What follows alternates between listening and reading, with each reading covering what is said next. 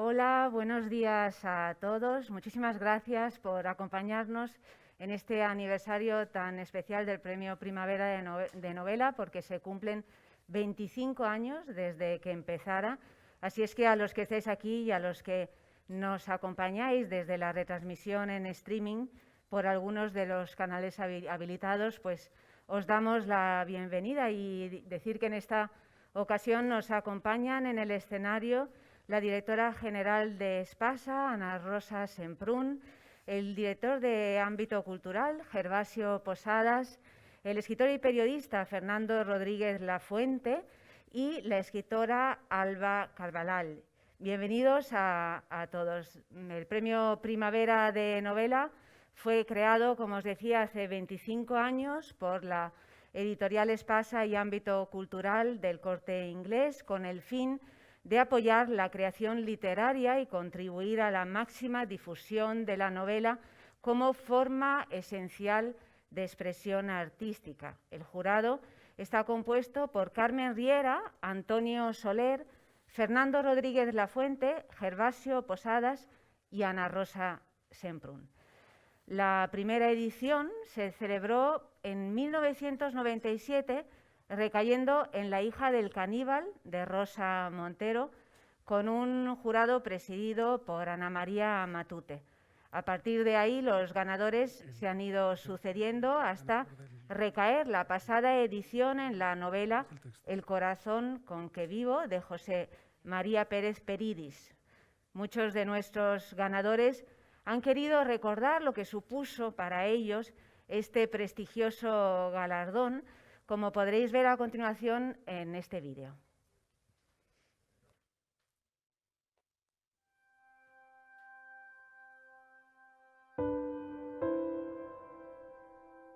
Me alegro tanto de haberme presentado porque me abrió muchísimos mercados.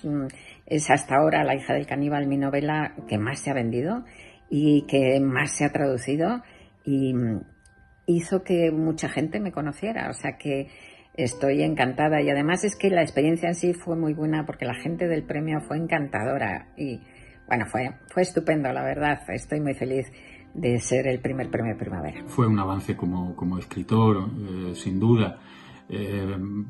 Significó multiplicar el número de lectores de un modo muy evidente, y por otro lado una gran ilusión, porque significaba vincularme a la editorial Espasa. No hay nada más ilusionador cuando eres joven que iniciar una carrera en algo tan complicado como es la literatura y que alguien te pegue un empujoncito. Y siento que el hecho de que tuviera el premio Primavera me permitió salir de ese circuito a lo mejor minoritario al que podría estar destinada esta historia para llegar al gran público lector.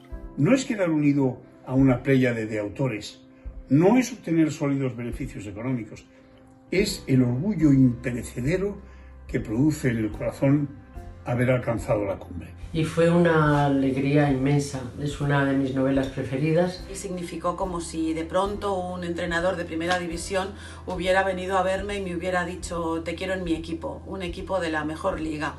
Creo que la felicidad fijada en fecha, en espacio, en lugar, alrededor de algo concreto, es más intensa y da mayor cobijo. Fue uno de los días más felices de mi vida porque el premio es de una gran importancia, tiene mucho prestigio.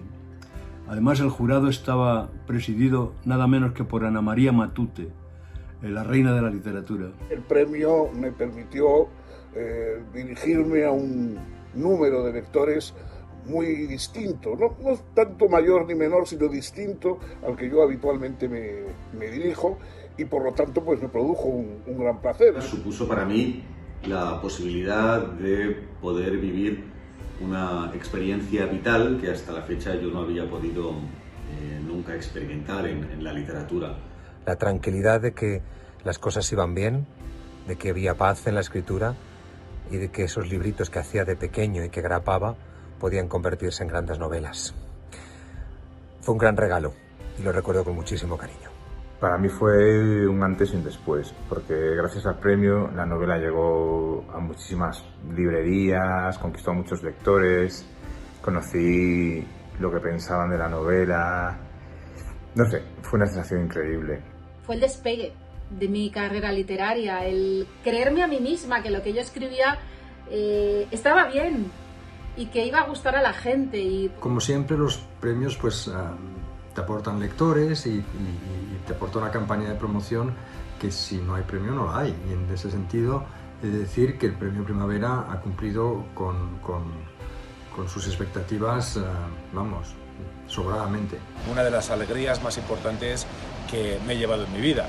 Y además, literariamente, supuso ese paso en el que te colocas en un lugar en el que yo como escritor todavía no estaba. La concesión del premio, justo en vísperas del confinamiento por el coronavirus, pues me dio la vida, porque ya con el premio concedido y en el hospital no podía morirme.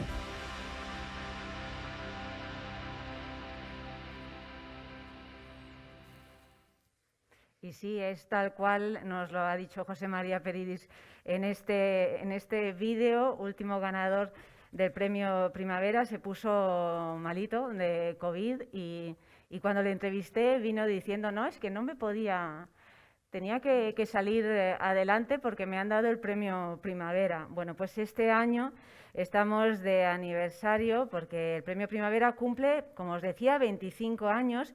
Y para celebrarlo, además del tradicional Premio Primavera de Novela, se fallará un nuevo premio con carácter excepcional, el Premio 25 Primaveras de Novela, al que han podido optar autores menores de 30 años, lo cual subraya la importancia de este Premio Primavera, porque ayudar a los autores noveles es importantísimo y además nos ayuda a descubrir voces nuevas. Este premio ha contado con un jurado igualmente joven, compuesto por la escritora Alba Carballal, aquí presente, el periodista y escritor Javier Aznar, la escritora Andrea Abreu, Jerónimo Carmona, representando ámbito cultural del Corte Inglés, y Luisa Paunero en representación de Espasa.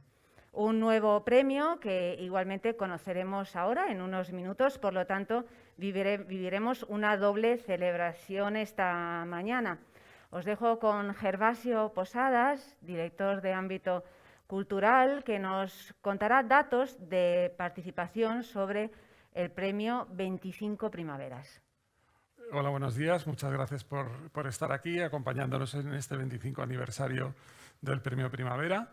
Y como decía Yanta, estamos también muy orgullosos este año de tener este premio dedicado a los nuevos talentos, que es el 25 Primaveras, que se da este año de forma excepcional. Yo creo que es un premio que también proyecta el Premio Primavera hacia el futuro. O sea, estamos celebrando todos los éxitos que hemos tenido en los últimos 25 años, pero también queremos que este premio se proyecte en las nuevas generaciones en las que han nacido durante estos 25 años también, y ese es el motivo de esta categoría. Les paso a leer algunos datos sobre los participantes. Han participado un total de 104 manuscritos. Esto es una cantidad bastante interesante para un premio de nueva creación como es este. 55 de los originales vienen de España, el 45 de América y el resto uno de África y otros de procedencia desconocida. Podemos destacar que en Hispanoamérica el país con más originales enviados ha sido Argentina con 14 y México con 9. En cuanto a las comunidades autónomas, Madrid es la que encabeza el número de originales enviados con 15, seguido de Andalucía con 12 y Cataluña con 7. En cuanto a las temáticas, la verdad es que nos ha hecho mucha ilusión también que haya un abanico de temáticas muy amplias y una serie de enfoques creativos muy distintos.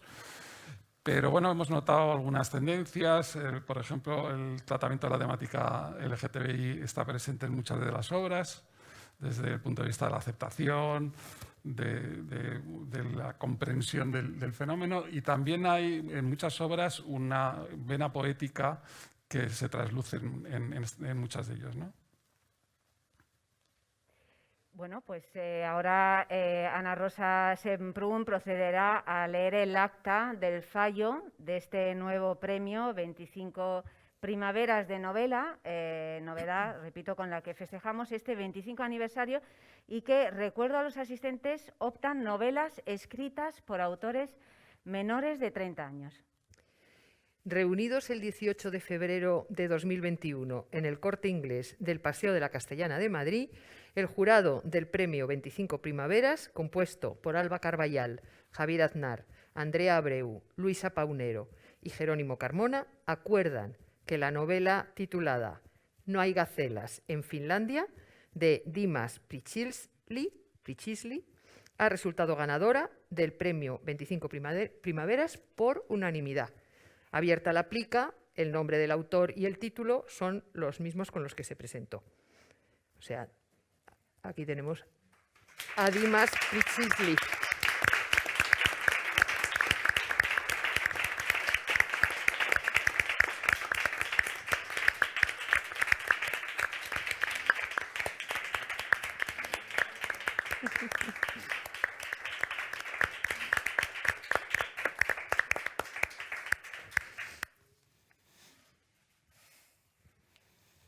Enhorabuena.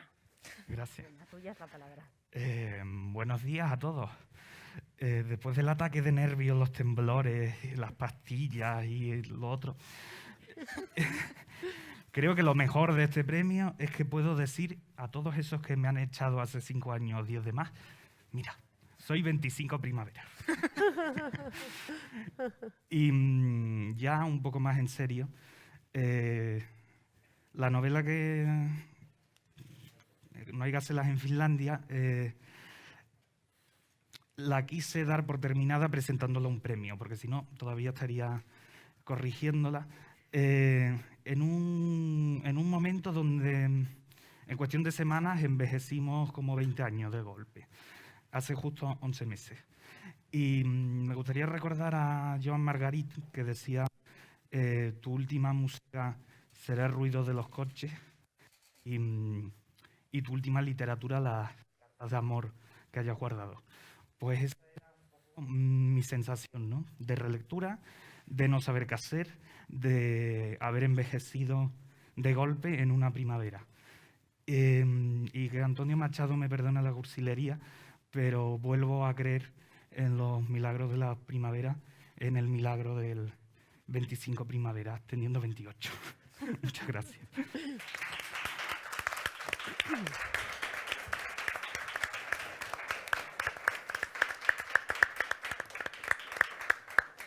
Enhorabuena a Dimas Pricisli, repetimos, por la obra ganadora No hay gacelas en Finlandia. Y ahora vamos a escuchar a Ana Rosa Semprún contándonos los datos del Premio Primavera de Novela 2021. Pues hay datos muy curiosos. Por ejemplo, durante estos 25 años hemos recibido en total 11.693 manuscritos, lo cual imagina el trabajo de selección que supone. Este año hemos tenido un récord de recepción. Hemos recibido más manuscritos que nunca, con 1.543. Y estamos muy orgullosos de que tanta gente se quiera presentar a nuestro premio. Por continentes, 835 nos han llegado de América, 693 de Europa, 5 de Asia y 4 de Oceanía y 6 que no sabemos de dónde. Bueno, España, como es lógico, es el país que tiene mayor representación, con 645 obras, y después están Argentina y México. Dentro de España, Madrid es la comunidad autónoma con más representación, seguida de Andalucía y Cataluña. Y lo que es muy curioso es que, tras analizar los manuscritos recibidos, hemos podido comprobar que hay como una cierta coincidencia de temáticas por regiones. Entonces, por ejemplo, en Andalucía y Cataluña predominan los manuscritos de género histórico y de género negro. Y en Madrid también el género negro. En Valencia, los manuscritos de corte romántico. En Extremadura, el género histórico centrado en los conquistadores de Nuevo Mundo. Y lo mismo en Castilla-La Mancha. En cambio, en Castilla y León, la temática predominante ha sido la guerra civil. En Aragón y en La Rioja, cosa también lógica, destaca su literatura de viñedos, que ya se ha convertido prácticamente en un género. En Galicia ha habido muchas sagas familiares con pinceladas románticas. Y en Asturias, País Vasco y Cantabria, también novela negra. En Baleares, novela negra, y en Canarias, género histórico. Es como que la gente debe tener temas de los que habla y que son los que le interesan, y luego escriben las novelas. Nos ha llamado mucho la atención y hemos pensado que merecía la pena comentarlo. Y ahora Gervasio Posadas procederá a la lectura del acto con el fallo de la novela ganadora del Premio Primavera de Novela 2021. El jurado reunido ayer en el Corte Inglés de Castellana y compuesto por Carme Riera, presidenta, y que ha entrado por videoconferencia, Antonio Soler, que también ha estado presente por videoconferencia, Fernando Rodríguez Lafuente, Ana Rosa Semprún y yo mismo, decidió conceder por unanimidad a la novela Los Ingratos de Pedro Simón el 25 Premio Primavera de Novela.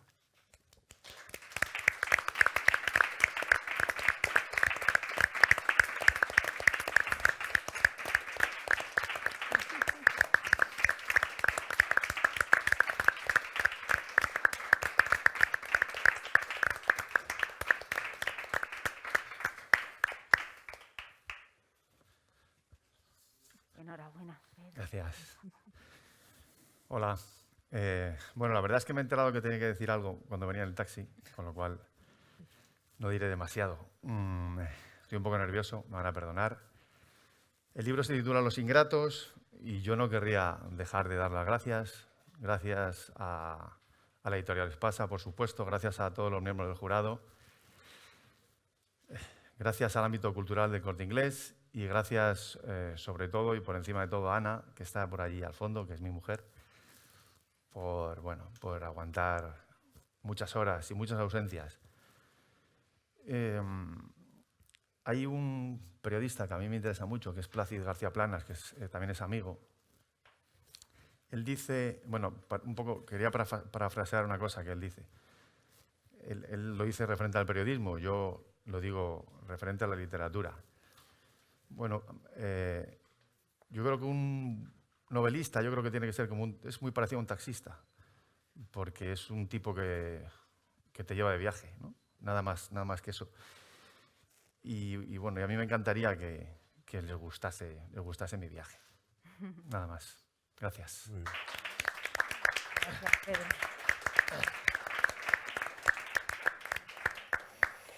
Enhorabuena a Pedro Simón. Título de la obra ganadora, Los Ingratos. Y bueno, antes de que escuchemos a nuestros ganadores, porque ahora podremos hablar un poquito con ellos, el jurado nos contará algunos detalles sobre las obras ganadoras. Alba Carballal, representante del jurado de Premio 25 Primaveras, nos acerca a la obra de Dimas Priestley. Bueno, muchas gracias y gracias a todos por estar aquí, también a mis compañeros del jurado, que la verdad lo han hecho todo pues muy fácil, ¿no? Voy a leer unas palabras para no olvidarme de nada. Creo que hablo en nombre de todo el jurado cuando digo que de esta novela, No hay gacelas en Finlandia, nos interesaron muchas cosas, empezando por el título, uno de esos que cualquier escritor querría expoliar y utilizar en beneficio propio. Lo primero que llama la atención es que es una novela original, en el sentido, como dijo mi compañero Javier Aznar, de que no es intercambiable por ninguna otra que hayamos leído. Nos interesó también la complejidad de los personajes y la calidad indiscutible de sus voces, tan claras y distintas como particulares. Y también lo hizo su estructura narrativa, que no por ser poco convencional deja de ser limpia y perfectamente funcional al relato. Impresiona la construcción de su trama de tramas, como un árbol de vidas cruzadas que consigue unificar en una sola historia un buen puñado de existencias sin a priori relación alguna. Destaca también la belleza de la ambientación física, que permite al lector conocedor de sus espacios madrileños y tinerfeños mirarlos con los ojos de un extraño y con la atención de quien observa las cosas por primera vez. Y por último, nos ha emocionado la capacidad, que como bien dice mi compañera Andrea Abreu, tiene algo de generacional, de situar en el centro del relato personajes, historias, vidas y realidades usualmente relegadas a los márgenes. Unos márgenes amplios y controvertidos por los que Prichisli se mueve como pez en el agua. Muchas gracias, Alba.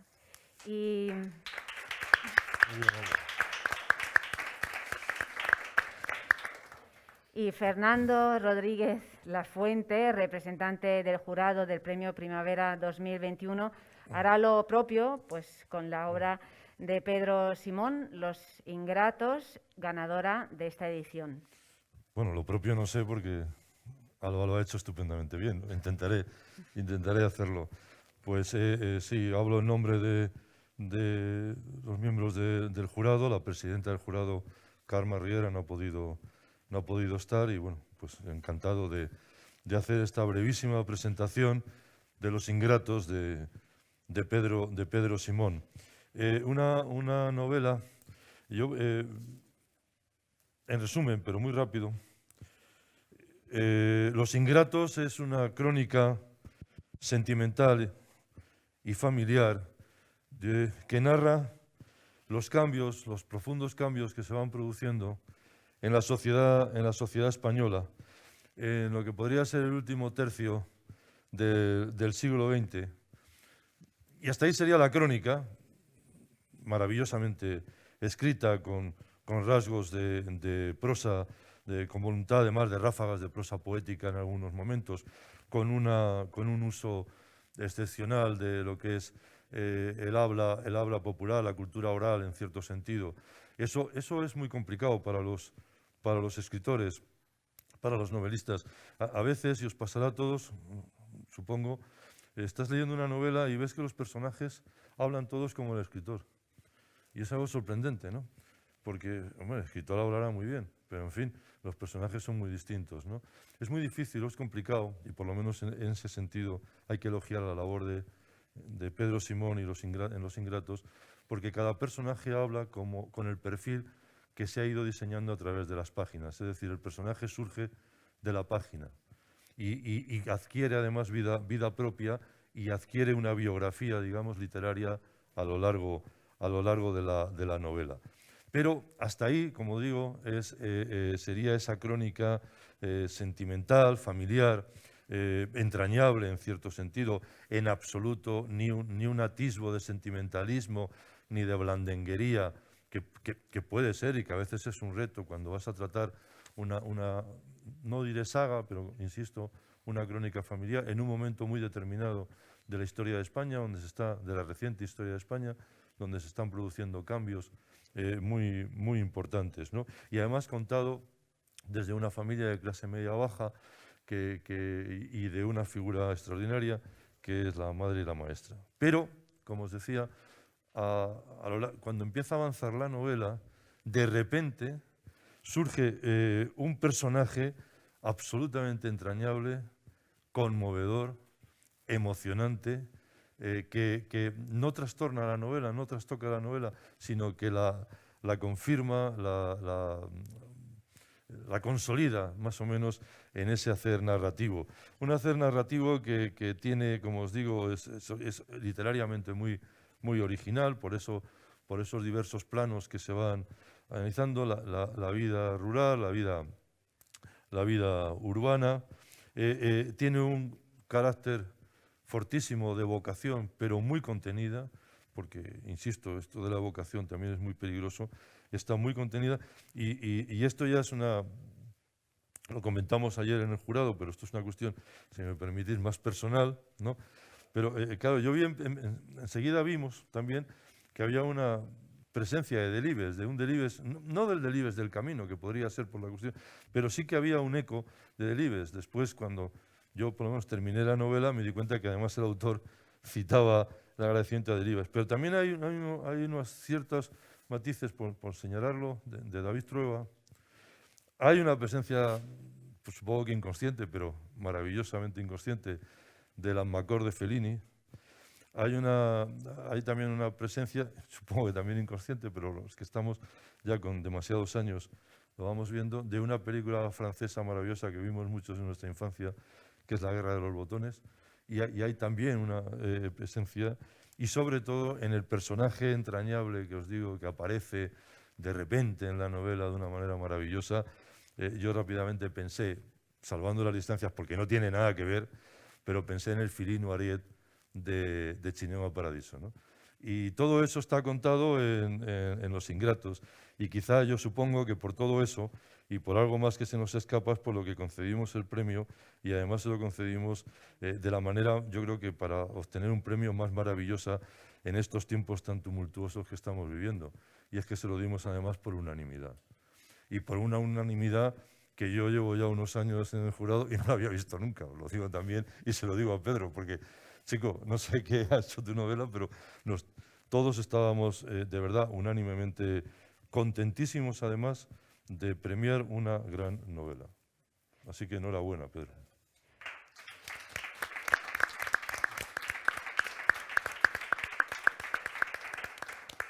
Gracias, Fernando, y vamos a conversar un poquito con los ganadores. Enhorabuena. Gracias. De nuevo, Pedro, Dimas. Y Pedro, quería preguntarte, claro, no he leído la novela, me agarro a las palabras de Fernando como para...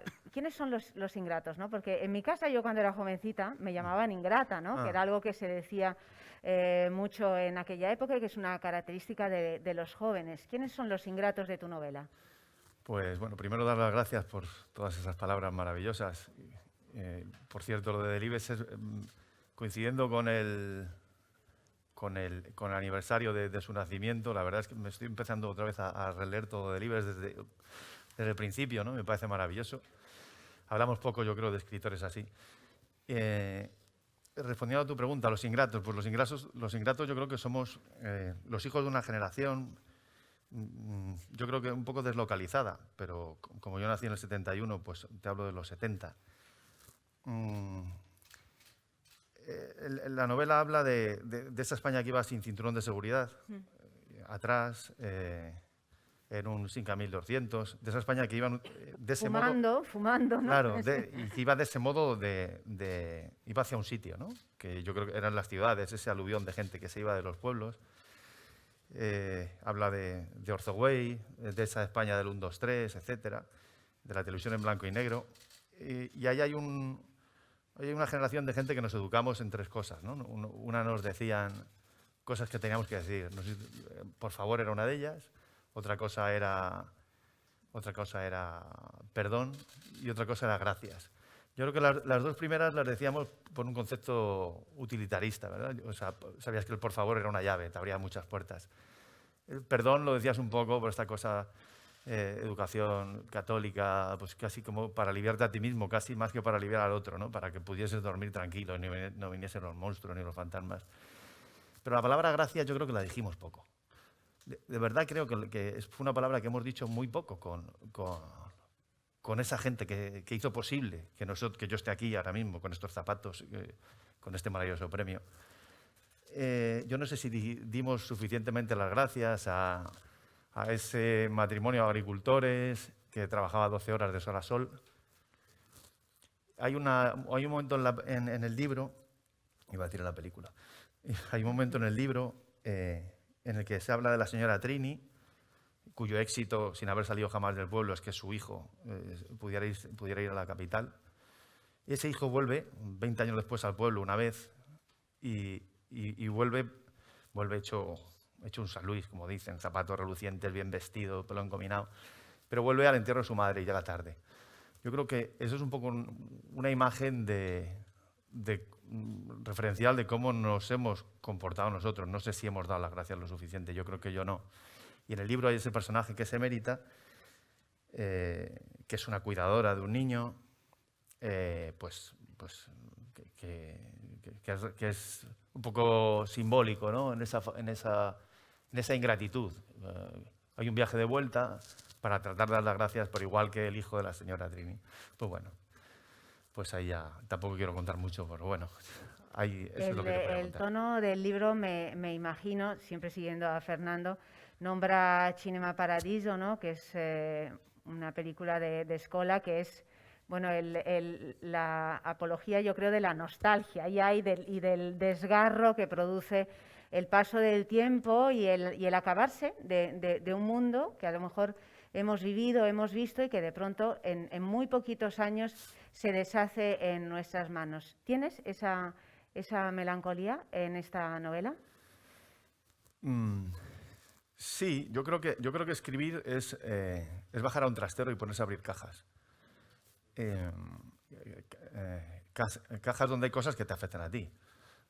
Papeles por lo que pasan los dedos, ¿verdad? Fotos antiguas, olores. Todo eso que no quieres tirar a la basura, pero lo guardas ahí. No se sabe muy bien por qué lo guardas. Y yo creo que escribir es rescatar esas cosas del trastero. No las vas a decidir no tirarlas a la basura, las quieres poner, ¿no?, a limpio en algún sitio. Y el libro yo creo que tiene que ver con eso, ¿no? Con pasar apuntes a limpio, con hacer ese ejercicio de bajar al trastero, que es una cosa muy cabrona, porque es removerte, ¿verdad? Es ver cosas tuyas que ya no son, es verte a ti muerto y no dejar que mueran. Y en eso, bueno, pues volvemos a esas relaciones que establecimos con la gente de entonces, mucha gente que ya no está. Ahora estamos viendo con la situación que vivimos, mucha gente que se está yendo, mucha gente de esa edad que se está yendo. Entonces, bueno, pues yo creo que va por ahí, esa melancolía que tiene que ver con las ausencias. Bueno, tan evocadora para hacer buena literatura. Claro. Vamos a dar la palabra a Dimas. No hay gacelas en Finlandia. ¿En serio? ¿No hay gacelas en Finlandia? ¿O en qué sentido? ¿Por qué has titulado el libro así? Bueno, el título parte de una discusión con mi pareja. Y hablábamos pues de estas cosas de no hay ucranianos andaluces, anda ya, no sé qué, no hay gacelas en Finlandia. Le dije, digo titulazo, se acabó la discusión. Se acabó la discusión. Me lo dio mi pareja. O sea, cuando dices no hay gacelas en Finlandia, realmente te imaginas gacelas corriendo por Helsinki. Es como ese ejercicio que nos hacían en lingüística de no pienses en un elefante amarillo y lo primero que piensas es eso. La verdad es que, bueno, no deja de ser una metáfora así un poco graciosa que pretende, no sé, simbolizar la búsqueda de la libertad. Dimas, has escrito poesía, publicado poesía, has publicado también un libro de relatos y ahora novela. ¿Cómo es ese recorrido? Un joven escritor como tú, no sé si es que estás probando diversos géneros para llegar a uno e instalarte o no, o realmente quieres escribir un poquito de todo. Hombre, supongo que es el proceso más orgánico, ¿no? Sí. Se parte del pronto emocional y la brevedad que te da la poesía, luego tanteas un poco con el relato y lo natural es desembocar en la novela. Hay gente que no lo ha hecho así, pero hay mucha gente que sí lo ha hecho así, o sea, no soy una excepción en la materia. Y luego, claro, uno aprende a divorciarse de los géneros que te maltratan. Y ese maltrato lo encabeza la poesía, vamos. El que la probó lo sabe. La poesía maltrata mucho, ¿eh? Sí, es compleja. Bueno, y también hay que maltratarla, ya lo decía Nicanor Parra. Bueno, pues preguntad lo que queráis, claro, aquí a Pedro y a Dimas, vuestra es la palabra.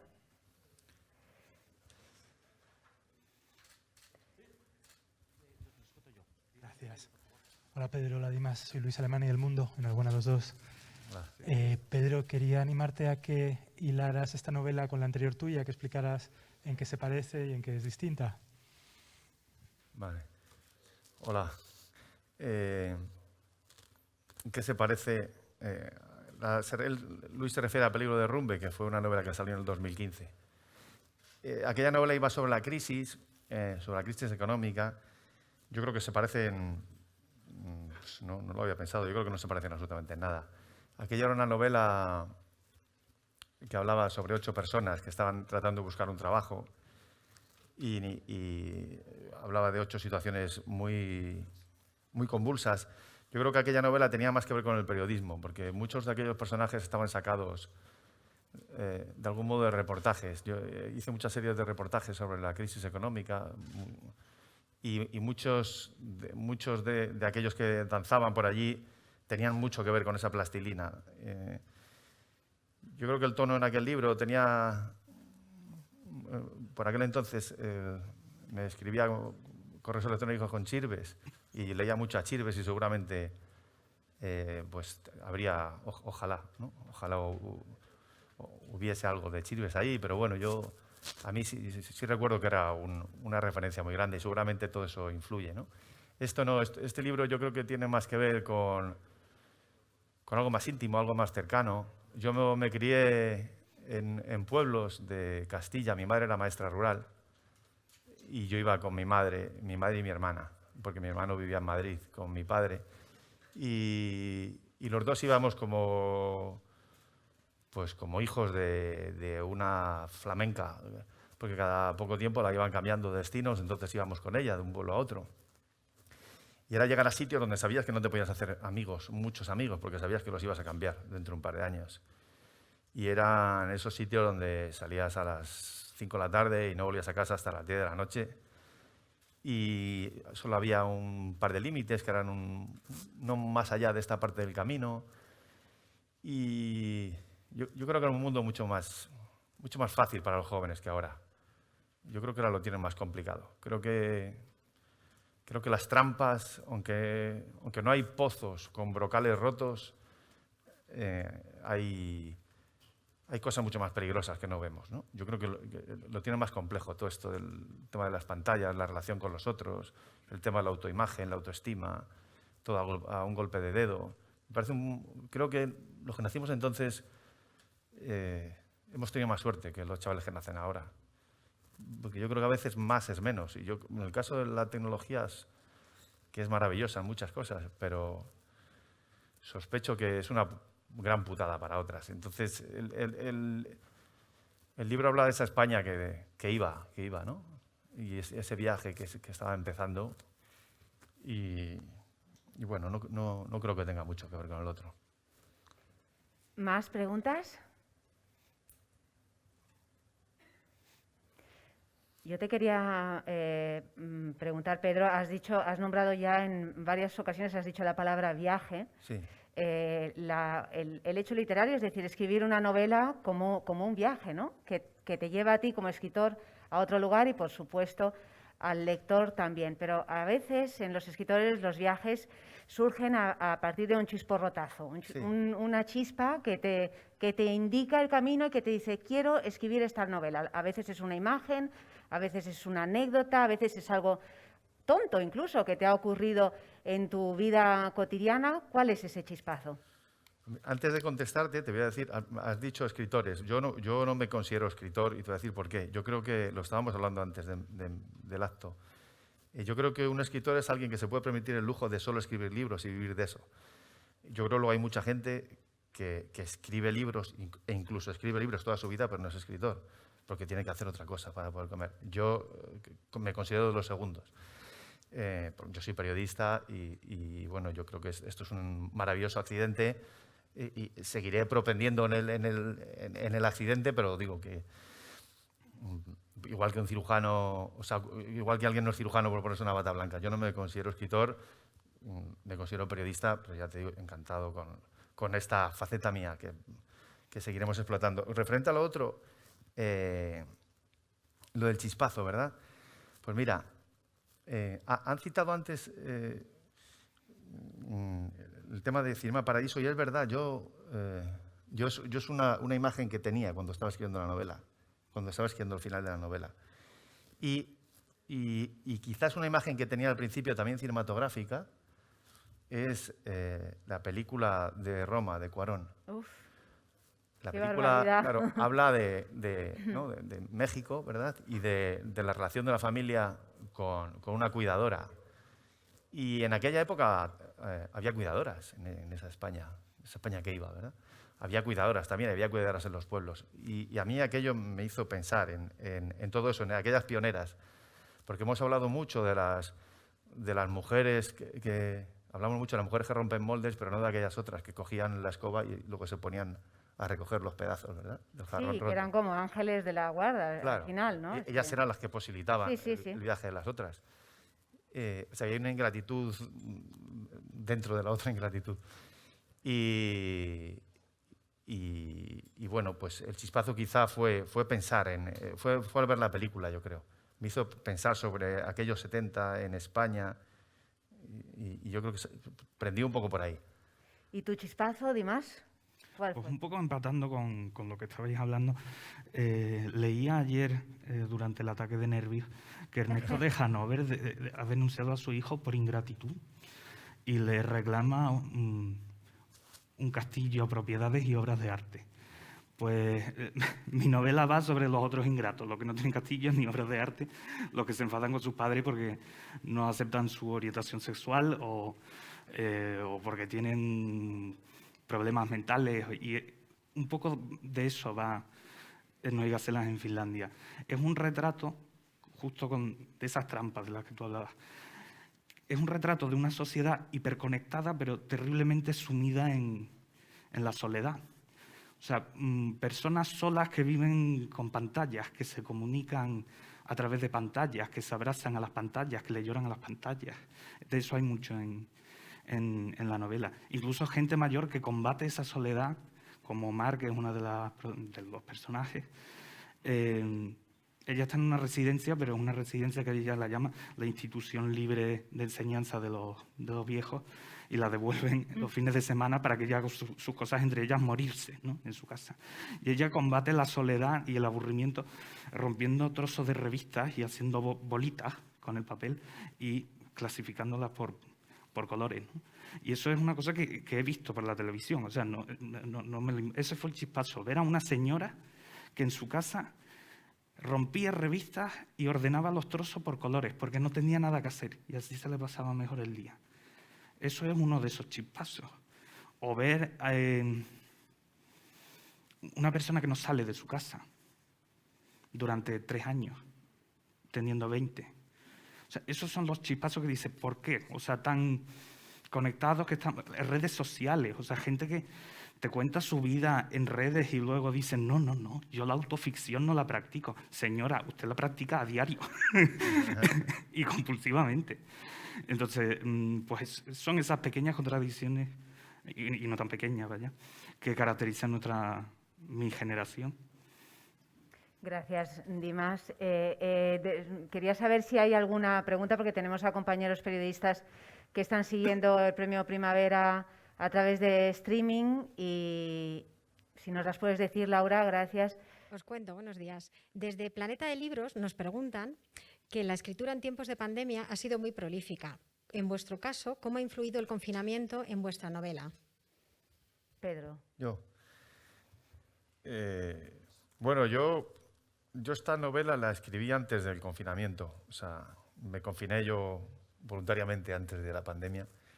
Me fui unos meses al pueblo, luego otros meses a otro pueblo. La he escrito en pueblos, porque yo creo que solo se podía escribir en pueblos.